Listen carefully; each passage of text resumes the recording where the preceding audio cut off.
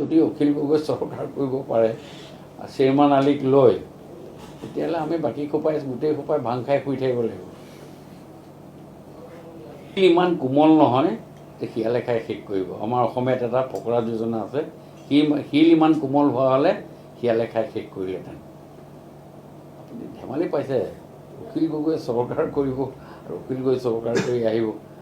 অখিল গগৈয়ে কমচে কম 5টা MLA কৰি লওক না। প্ৰথম মই অভিনন্দন জনাইছোঁ, তেওঁ 5টা MLA কৰি লওক। আমি কিমান বছৰ সংগ্ৰাম কৰি কংগ্ৰেছৰ বহুত এণ্টি ইনকামবেঞ্চি ফলত বিজেপি চৰকাৰ আহিছে। বহুত এণ্টি ইনকামবেঞ্চি হ'ল। এতিয়া এণ্টি ইনকামবেঞ্চিটো আমাৰ বাঢ়িব লাগিব আৰু তাৰ পাছত কংগ্ৰেছৰ আৰু তেওঁলোকৰ মাজত পুনৰ গঠন হ'ব লাগিব, মিলাপ্ৰীতি হ'ব লাগিব।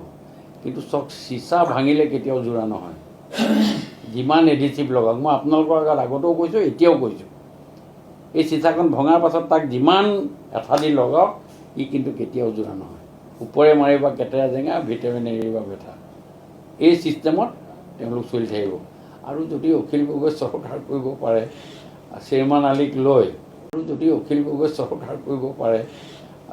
আলীক লৈ তেতিয়াহ'লে আমি বাকী গোটেই সোপাই ভাং খাই শুই থাকিব লাগিব।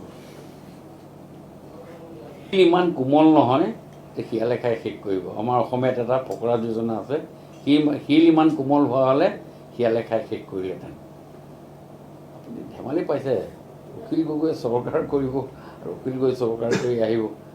অখিল গগৈয়ে কমচে কম 5টা MLA কৰি লওক না। প্ৰথম মই অভিনন্দন জনাইছোঁ, তেওঁ 5টা MLA কৰি লওক। আমি কিমান বছৰ সংগ্ৰাম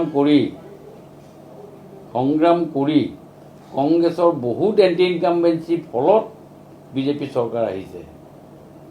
বহুত এণ্টি ইনকামবেঞ্চি হ'ল।